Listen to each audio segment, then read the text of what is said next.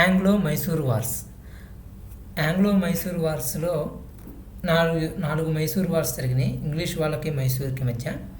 అయితే ఈ మైసూర్ని అప్పుడు ఎవరు పరిపాలించేవాళ్ళు అంటే హైదర్ అలీ పరిపాలించేవాడు. ఆ తర్వాత అతని కొడుకైన టిప్పు సుల్తాను పరిపాలించాడు. అయితే ఈ మైసూర్ని ఎలాగైనా సరే ఆక్యుపై చేయాలనేది ఇంగ్లీష్ వాళ్ళ యొక్క ఎయిమ్. 32 సంవత్సరాలు పడుతుంది ఇంగ్లీష్ వాళ్ళకి మైసూర్ని జయించడానికి. అయితే ఈ ఆంగ్లో మైసూర్ వార్స్లో అసలు ఏం జరిగిందనేది, ఎందువల్ల హైదర్ అలీ కానీ టిప్పు సుల్తాన్ కానీ ఏ విధంగా పరిపాలించారు, ఇవన్నీ కూడా మనం చూడవచ్చు ఈ ఆంగ్లో మైసూర్ వార్స్లో. ఫస్ట్ ఆఫ్ ఆల్ ఈ మైసూర్ అనే ప్రాంతం, ఈ కర్ణాటకలో ఉన్న ఈ మైసూర్ అనే, అప్పట్లో మైసూర్ అనేవాళ్ళు. ఈ మైసూర్ అనేది హిందూ కింగ్డమ్ అయిన హిందువులైన ఒడియార్స్ దగ్గర ఉండేది. ఒడియార్స్ 1612 దగ్గర నుంచి ఈ ప్రాంతాన్ని పరిపాలిస్తూ ఉండేవాళ్ళు. A Hindu kingdom under the Wodeyars emerged in the region of Mysore. అందులో చిక్క కృష్ణరాజా ఒడియార్ II అనే వ్యక్తి 1734 నుంచి 1766 వరకు పరిపాలించాడు. ఈ చిక్క కృష్ణరాజా ఒడియార్ II అంటే రెండో చిక్క కృష్ణరాజా ఒడియార్ ఉన్న సమయంలో హైదర్ అలీ ఒక ఆర్మీ కమాండర్గా ఉన్నాడు. ఇతను నిజానికి కృష్ణరాజా ఒడియార్కి అధికారం అంతా కూడా హైదర్ అలీ చేతిలోనే ఉండేది. అందువల్లే ఆర్మీ కమాండర్ అయిన హైదర్ అలీ ఇతని దగ్గర నుంచి పవర్ని తీసేసుకుంటాడు. ఇతను ఉంటాడు కృష్ణరాజా ఒడియార్, పేరుకు మాత్రం ఒక కింగ్లా ఉంటాడు, కానీ మొత్తం పవర్ అంతా కూడా హైదర్ అలీ చేతిలోనే ఉంటుంది. అయితే ఈ కృష్ణరాజా ఒడియార్ చనిపోయిన తర్వాత టిప్పు సుల్తాన్గా ప్రకటించుకుంటాడు. అసలు ఈ ఒడియార్స్ అనేవాళ్ళు కృష్ణదేవరాయలు ఉన్న టైంలోనే ఈ ఒడియార్స్ అనేవాళ్ళు ఉండేవాళ్ళు అతని యొక్క సుజరేంటీలో. ఇప్పుడు ప్రస్తుతం మనం హైదర్ అలీ గురించి చూద్దాం. అసలు హైదర్ అలీ ఉన్నప్పుడు హైదర్ అలీ ఫ్రెంచ్తో అలైగా ఉండేవాడు. అంటే అలై అంటే ఫ్రెండ్లీగా ఉండేవాడు.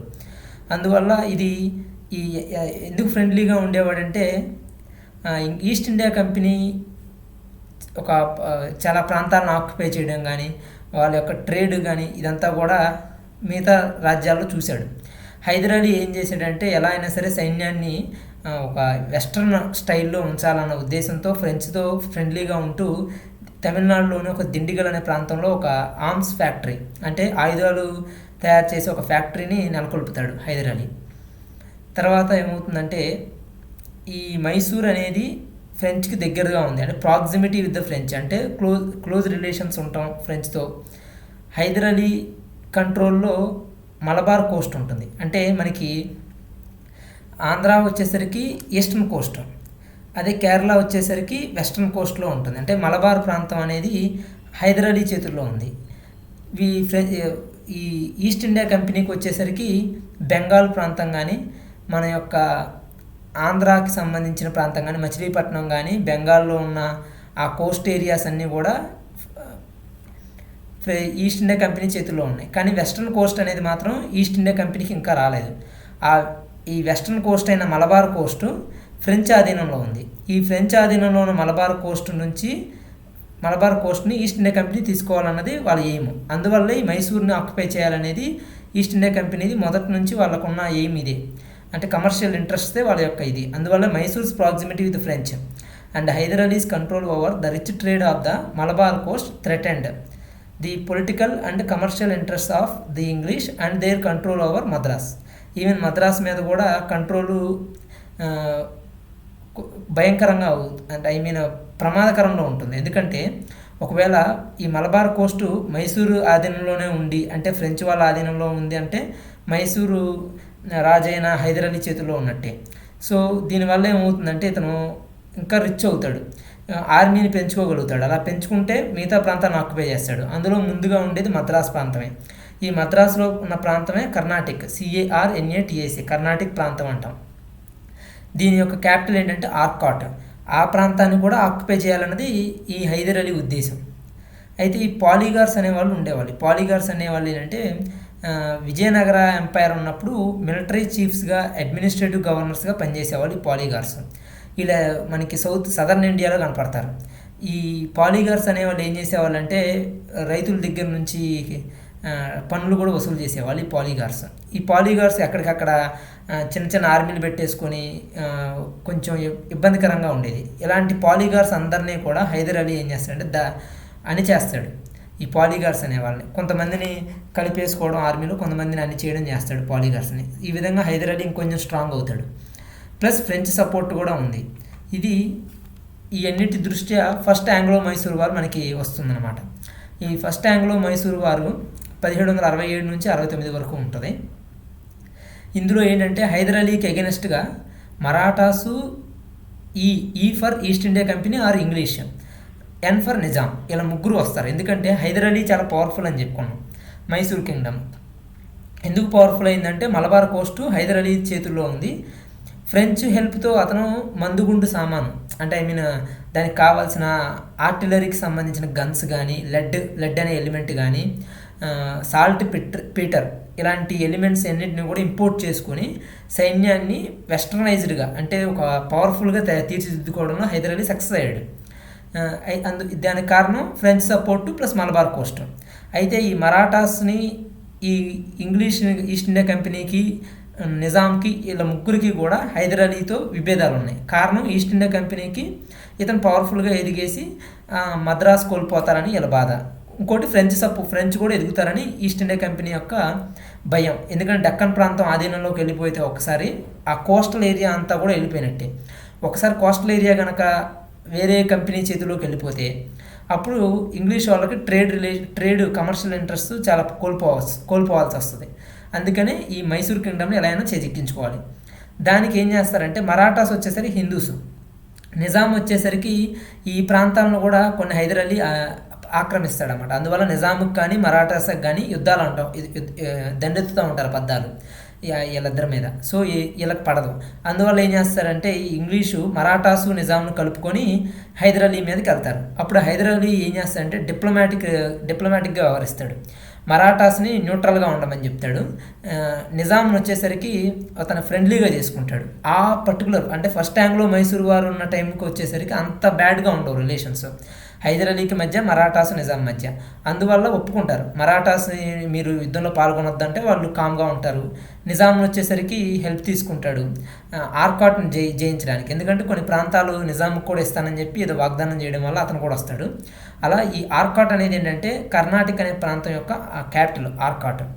దీని నవాబ్కి ఎగెనెస్ట్గా హైదర్ అలీ వెళ్తాడు. అయితే చాలా యుద్ధం జరుగుతూ ఉంటుంది. అయితే ఎంతకీ ఎవరి వైపు కూడా విజయం అనేది అంతగా రాదు.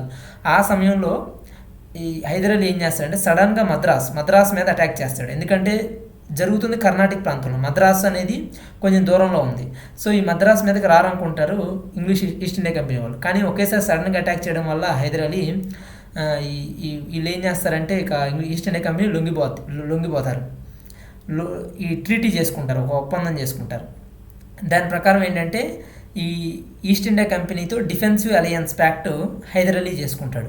అంటే ఎవరన్నా వేరే వాళ్ళు మైసూర్ కింగ్డమ్ మీదకి దండెత్తి వస్తే, అంటే ఉదాహరణకి మరాఠాస్ వచ్చినా లేకపోతే రేపు ఫ్యూచర్లో ఏ ఎనిమీ వచ్చినా సరే ఈస్ట్ ఇండియా కంపెనీ హైదర్ అలీతో పాటు యుద్ధం చేయాలి. అంటే ఈస్ట్ ఇండియా కంపెనీ హైదర్ అలీతో ఆర్మీకి సహాయం చేయాలి.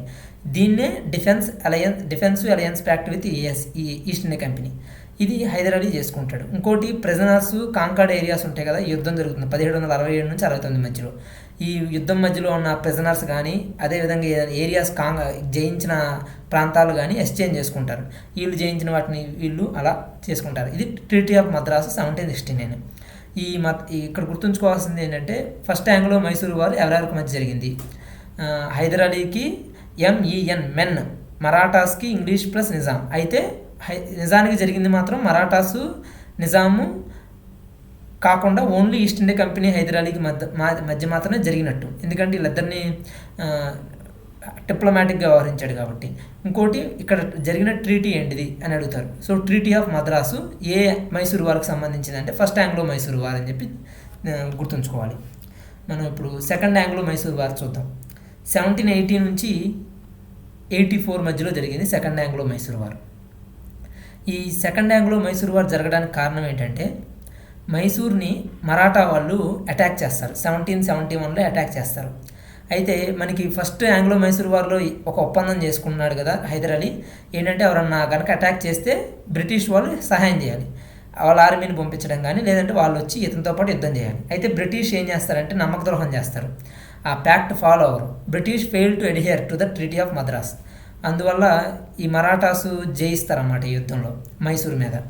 హైదర్ ఏం చేస్తారంటే Hyder Ali started importing French war materials.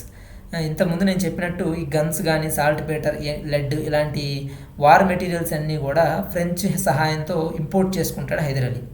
ఈ మాహే అనే పోర్టు, ఇది ఓడరేవు ప్రాంతం, ఇది మాహే. ఈ మాహే అనేది ఫ్రెంచ్ యొక్క పోర్టు అనమాట. ఇది ఎక్కడుందంటే మలబార్ కోస్ట్లోనే ఉంటుంది ఈ మాహే ప్రాంతం. సో ఈ మాహే పోర్టు ద్వారా ఇవన్నీ వార్ మెటీరియల్స్ తెప్పించుకుంటాడు హైదర్ అలీ.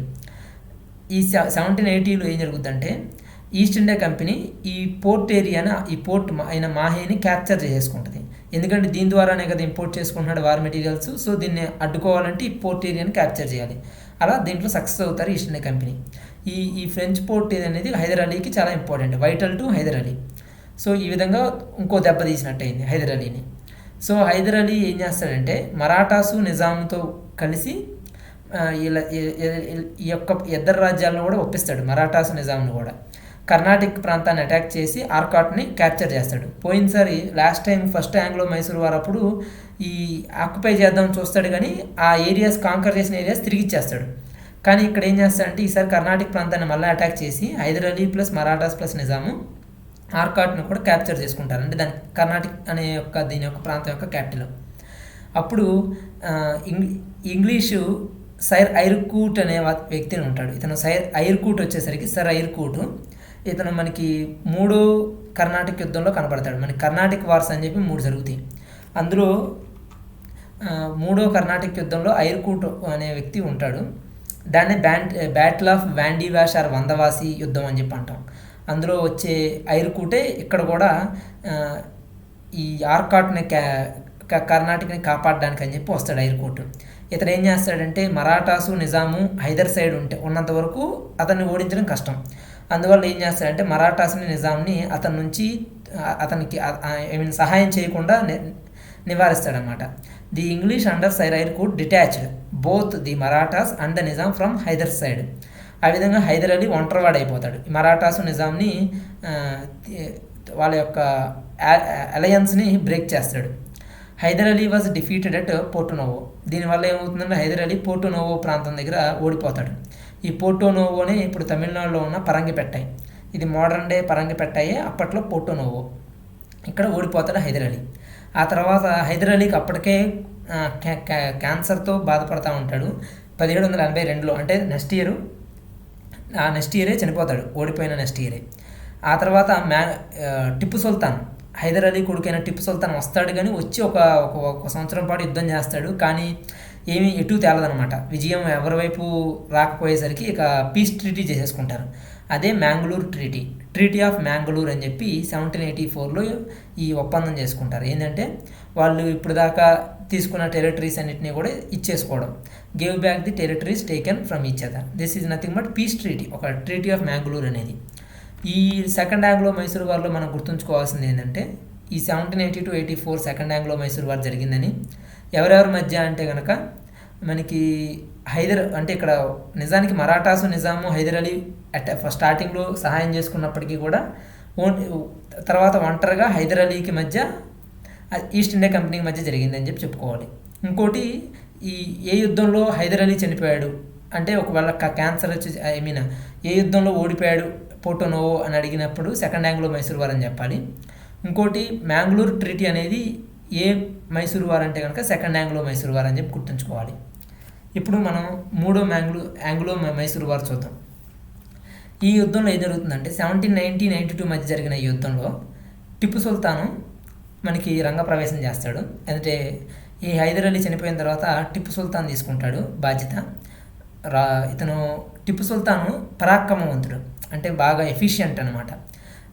ఆర్మీలో మాత్రం మంచి దిట్ట. ఇతనికి టాక్టిక్స్ ఇవన్నీ బాగానే ఉంటాయి, కానీ డిప్లొమాటిక్గా పెద్దగా ఉన్నాడు అనమాట టిప్పు సుల్తాన్. అంటే డిప్లొమసీ ఉంటుంది, ఈ రీజనల్గా ఉండదు. అంటే ఐ మీన్ మరాఠాసు నిజాం వీళ్ళతో డిప్లొమసీ ఉండదు, కానీ ఇంటర్నేషనల్గా మాత్రం డిప్లొమసీ చూపిస్తాడు. అంటే నెపోలియన్తో ఏకంగా నెపోలియన్ని కూడా ఇన్వైట్ చేస్తాడనమాట, ఇండియాకి వచ్చి దండెత్తు అని చెప్పి ఈస్ట్ ఇండియా కంపెనీని ఓడించమని చెప్పి అడుగుతాడు. ఈ నెపోలియనే కాదు, ఈవెన్ అరేబియా కొన్ని ప్రాంతాలు వేరే దేశాల వాటిని కూడా రిక్వెస్ట్ చేస్తాడనమాట హెల్ప్ చేయమని. అంటే ఇంటర్నేషనల్గా డిప్లొమసీ చూపిస్తాడు, కానీ లోకల్లో డిప్లొమసీ చూపించాడు. ఇక్కడ ఉన్న పక్కనే ఉన్న శత్రువులు అంటే మరాఠాస్ కానీ నిజాంను కానీ నియంత్రించలేకపోతాడు.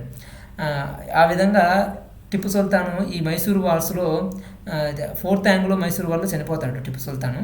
ఈ 3 ఆంగ్లో మైసూర్ వార్లో ఏం జరిగిందో మనం చూద్దాం. ఇది చూసి ముందు ఈ యుద్ధంలో ఏం జరిగిందో చూసే ముందు టిప్పు సుల్తాన్ గురించి కొంచెం తెలుసుకుందాం. ఈ టిప్పు సుల్తాను మైసూరు రాకెట్స్ అంటే ఫస్ట్ టైం రాకెట్లని యుద్ధంలో మ్యానుఫ్యాక్చర్ చేసి వాటిని ఉపయోగించింది టిప్పు సుల్తానే. ఇతనికి సహాయపడింది ఫ్రెంచ్. అంతేకాకుండా న్యూ వెయిట్స్ అండ్ మెజర్స్ అని తీసుకొస్తాడు. అంటే అప్పుడు దాకా ఉన్న వెయిట్స్ మెజర్స్ ఏవైతే ఉంటాయో కొలతలు అవన్నీ కూడా వాటన్నిటిని తీసేసి కొత్త వాటిని తీసుకొస్తాడు. అదేవిధంగా ఫ్రెంచ్ రెవల్యూషన్ జరుగుతూ ఉంటుంది. ఆ ఫ్రెంచ్ రెవల్యూషన్ అయిపోయిన తర్వాత జాకోబిన్ క్లబ్ అనే ఉంటుంది. ఈ క్లబ్ని ఏర్పాటు చేస్తాడు టిప్పు సుల్తాన్. అదేవిధంగా ట్రీ ఆఫ్ లిబర్టీ, ఈ ఫ్రెంచ్ రెవల్యూషన్లో మనకి జరిగింది లిబర్టీ, ఈక్వాలిటీ, ఫ్రాటర్నిటీ అలాంటివి ఉంటాయి కదా, అందులో లిబర్టీ మీద బాగా జరుగుతుందన్నమాట ఈ రెవల్యూషన్.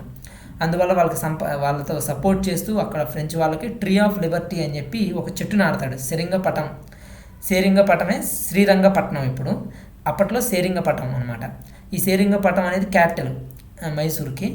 ఇక్కడ ట్రీ ఆఫ్ లిబర్టీ అని ఓ లిబర్టీ చెట్టుని నాడతాడు టిప్పు సుల్తాన్.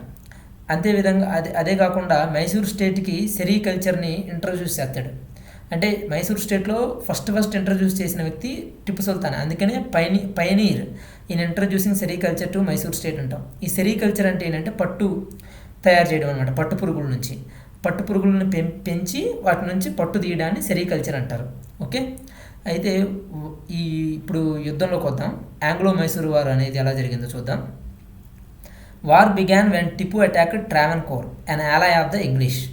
ఇక్కడ గుర్తుంచుకోవాల్సింది T for Travancore, T for third Anglo Mysore వార్లో మనకి ట్రావెన్కోర్ అనేది మెయిన్గా యుద్ధానికి దారితీసిందని చెప్పుకోవచ్చు. ట్రావెన్కోర్ ప్రాంతం ఎక్కడ ఉందంటే కేరళలో ఉంది. ఈ ట్రావెన్కోర్ని టిప్పు సుల్తాన్ అటాక్ చేస్తాడనమాట. ఎందుకంటే ఈ ట్రావెన్కోర్లో ఉన్న కొన్ని ప్రాంతాలు, ఇది ఇంగ్లీష్ ఆలైగా ఉండే ట్రావెన్కోర్లో కొన్ని ప్రాంతాలను ఏదో అమ్మడం ఏదో జరుగుతుందన్నమాట. అయితే ఈ ట్రావెన్కోర్ అనేది టిప్పు సుల్తాన్ కిందే ఉంటుంది. అయినప్పటికీ కూడా అంటే ఇతని యొక్క సావరెంటీని అగెనిస్ట్గా వెళ్తారన్నమాట ట్రావెన్కోర్. అందుకని టిప్పు సుల్తాన్ ఈ ట్రావెన్కోర్ని దండెత్తుతాడు. దీన్ని అవకాశంగా తీసుకొని ఇంగ్లీష్ వాళ్ళు ఈ 3వ మైసూర్ యుద్ధానికి ఆంగ్లో మైసూర్ వారిని చేస్తారన్నమాట. అయితే లార్డ్ కార్న్వాలిస్ అనే వ్యక్తి ట్రావెన్కోర్లో ఉంటాడు. ఇతను టిప్పు సుల్తాన్ మీద యుద్ధం చేసి గెలుస్తాడు. కారణం ఏంటంటే మనకి ఇక్కడ మరాఠాసు, ఇంగ్లీషు, నిజాము, M+E+N మెన్. ఈ Marathas plus East India company plus Nizam మైసూర్కి అగెనెస్ట్గా వస్తారు వర్సెస్ మైసూర్. ఒంటరివాడైపోయాడు ఇక్కడ మళ్ళా టిప్పు సుల్తాన్. అందువల్ల సెరింగపట్నం అంటే అతని యొక్క క్యాపిటల్లోనే ఓడింపబడతాడు టిప్పు సుల్తాన్. ఆ విధంగా ఈ 3వ యుద్ధం ఎలా ముగిసిందంటే సెరింగపట్నం ట్రీటీతో ముగుస్తుంది అన్నమాట. 1792లో, ఈ year important, 1792లో treaty of Seringapatam. ఈ ట్రీటీ ప్రకారం ఏంటంటే ఓడిపోయింది టిప్పు సుల్తాన్ కాబట్టి ఈ మైసూరు టెరిటరీని పంచేసుకుంటారు. ఒక సగం టెరిటరీని ఈ మెన్ అలయన్స్ చేసుకుంటారు. అంటే మెన్ అలయన్స్ అంటే Marathas plus English plus Nizam half of the Mysore టెరిటరీని తీసేసుకుంటారు. వార్ ఇండెమ్నిటీ అంటే యుద్ధ నష్ట పరిహారం. అంటే యుద్ధం వీళ్ళు చేశారు కదా, వాళ్ళ ఖర్చులు అవుతాయి కదా, ఆ ఖర్చుల కింద ఆ ఖర్చుల్ని టిప్పు సుల్తాన్ భరించాలన్నమాట. అట 3 కోట్ల రూపాయలు క్యాష్ అడుగుతారు వార్ ఇండెమ్నిటీగా. ఈ 3 కోట్ల రూపాయల్లో ఒక సగాన్ని ఇమీడియట్గా పే చేయమంటారు. Half was to be paid immediately. ఇంకో సగాన్ని ఇన్స్టాల్మెంట్లో పే చేయమంటారు. ఆ ఇన్స్టాల్మెంట్లో పే చేయడానికి ఏదో ఒకటి తనఖా పెట్టుకోవాలి కాబట్టి కొడుకులను తనఖా పెట్టేసుకుంటాడు. సాధారణంగా ఈ హౌస్ను, ఈ కార్స్ ఇవి ఉంటే మనకి తీసుకెళ్ళిపోతారు. కానీ అప్పట్లో అయ్యే ఉండవు కాబట్టి ఈ కొడుకులను తీసుకెళ్ళిపోతాడు అనమాట. ఈ టిప్పు సుల్తాన్ కొడుకుల్ని 2 సన్స్ని హాస్టేజెస్గా తీసుకుంటాడు ఇంగ్లీష్ వాళ్ళు. ఆ తర్వాత 4th ఆంగ్లో మైసూర్ వారు మనకి దారి చేస్తుంది. నిజానికి ఈ ట్రీటీ చాలా హార్ష్గా ఉంది. ఎందుకంటే 3 కోట్ల రూపాయలు బడ్డెన్ పడింది.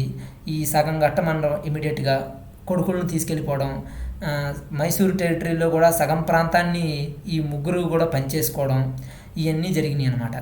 అయితే ఫోర్త్ ఆంగ్లో మైసూర్ వార్లో ఏం జరుగుతుందంటే మనకి గవర్నర్ జనరల్గా జీజీ అంటే ఇక్కడ గవర్నర్ జనరల్గా ఎవరు వస్తారంటే వెల్లస్లీ వస్తాడనమాట 1798లో. వెల్లస్లీ రాగానే ఇతను ఇంట్రడ్యూస్ చేసిన ఒకటి ఏంటంటే సబ్సిడరీ అలయన్స్ అనేది తీసుకొస్తాడు. ఎస్ఏ అంటే సబ్సిడరీ అలయన్స్ అని గుర్తుంచుకోండి. ఎక్కడ ఎస్ఏ కనపడ్డా అది సబ్సిడరీ అలయన్సే. సో ఈ సబ్సిడరీ అలయన్స్ కింద ఏంటండి ఆ సబ్సిడరీ అలయన్స్ అంటే the ruler of the allying Indian state was compelled to pay subsidy for maintenance of British army in return for getting protection from the British against the enemies.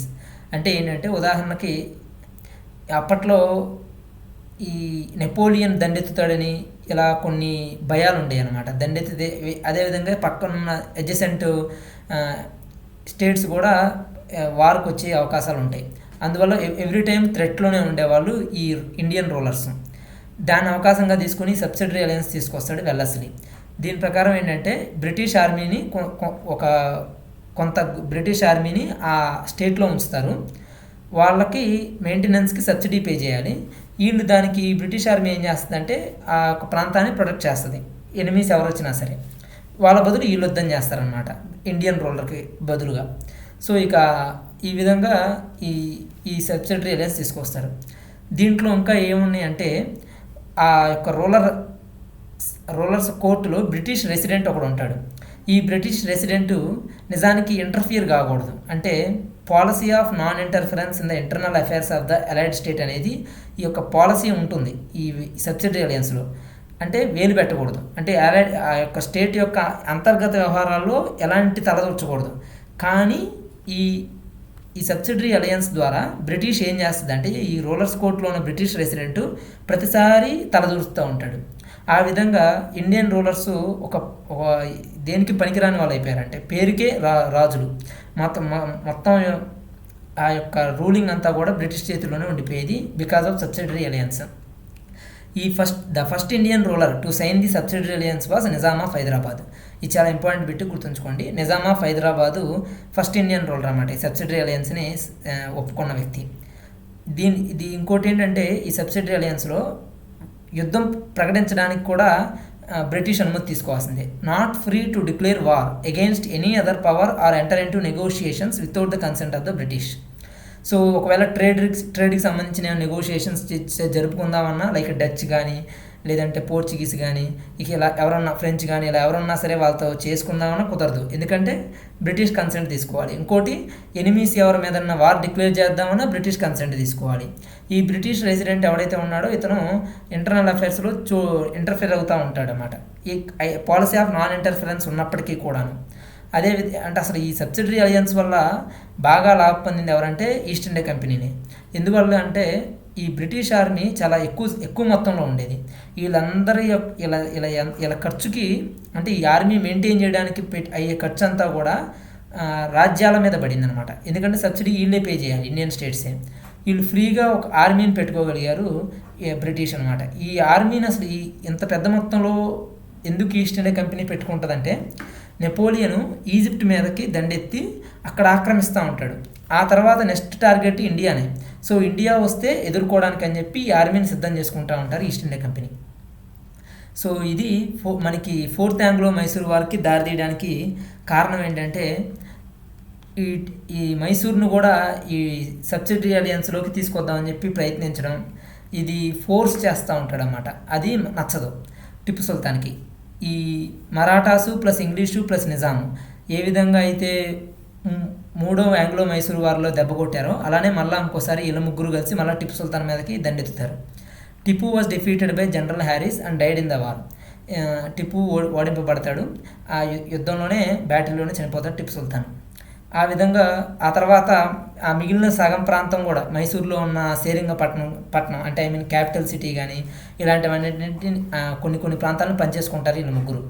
ఆ తర్వాత మిగిలిన మైసూర్ స్టేట్ని స్టార్టింగ్లో ఉన్న ruler ఎవరైతే ఉన్నారో అంటే హిందూ రాజైన కృష్ణరాజ III కృష్ణరాజాత్రి వడియార్ ఉంటాడు కదా, అతనికి ఇస్తారన్నమాట. ఇతను చిన్నపిల్లవాడు అనమాట, బిలో 10 ఇయర్స్ 15 ఇయర్స్ ఏజ్ ఉంటుంది. సో మైనర్ రూలర్ అనమాట కృష్ణరాజాత్రి. ఇతనికి అప్పగించడమే కాదు, సబ్సిడరీ అలయన్స్ మీద సంతకం కూడా తీసుకుంటారు. ఈ కృష్ణరాజాత్రి ఒక పిల్లవాడైన కృష్ణరాజాత్రి దగ్గర నుంచి సబ్సిడరీ అలయన్స్ని యాక్సెప్టెన్స్గా తీసుకుంటారనమాట. ఆ విధంగా మిగిలిన మైసూర్ని ఇతనికి అప్పగిస్తారు. ఇప్పుడు మనం మైసూర్ యుద్ధాలు మనకి ఎన్ని జరిగినాయి అంటే 4 ఆంగ్లో మైసూర్ వార్స్ జరిగినాయి. ఫస్ట్ ఆంగ్లో మైసూర్ వారు, సెకండ్ ఆంగ్లో మైసూర్ వార్లో మనం హైదర్ అలీని చూసాం. తర్వాత ఆంగ్లో మైసూర్ 3-4 యుద్ధాల్లో టిప్పు సుల్తాన్ని చూసాం.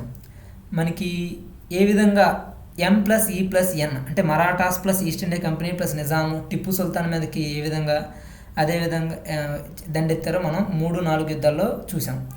అయితే ఈ అన్ని వార్స్లోనూ బాగా లాభపడేది ఈస్ట్ ఇండియా కంపెనీ, ఎందుకంటే వాళ్ళు ఈ మైసూర్ని సబ్జుగేట్ చేయగలిగారు, అంటే ఆక్రమించుకోగలిగారు. ఆ విధంగా ఫ్రెంచ్ డక్కన్లో రివైవల్ అవుదాం అనుకున్న ఫ్రెంచ్కి ఆ ప్రమాదం అనేది లేకుండా పూర్తిగా ఎలిమినేట్ చేసేసారు. The threat of French revival in the Deccan was permanently eliminated. అంతేకాకుండా సబ్సిడరీ అలయన్స్ను కూడా నిజాం మీదకి కానీ మిగతా ప్రాంతాల మీదకి కానీ సక్సెస్ఫుల్గా, అంటే మైసూర్లోనూ సబ్సిడరీ అలయన్స్ తీసుకురాగలిగారు, నిజాం చేత కూడా సబ్సిడరీ అలయన్స్ తీసుకురాగలిగారు. ఈవెన్ ఈ విధంగా నిజాం కానీ మైసూర్ కానీ ఇలా చాలా ప్రాంతాలను ఆక్యుపై చేయడం ద్వారా వెస్ట్రన్ కోస్ట్, అంటే ఈస్టర్న్ కోస్టే కాకుండా వెస్ట్రన్ కోస్ట్ కూడా ఇప్పుడు ఈస్ట్ ఇండియా కంపెనీ ఆధీనంలోకి వెళ్ళిపోయింది. ఆ విధంగా ఈ మైసూర్ అనేది ఆక్యుపై చేయడం ద్వారా ఒక రకంగా ఇండియాని మ్యాక్సిమం జయించేసినట్లే అయిపోయింది ఈస్ట్ ఇండియా కంపెనీకి. So this is the end of this lecture. Thank you very much.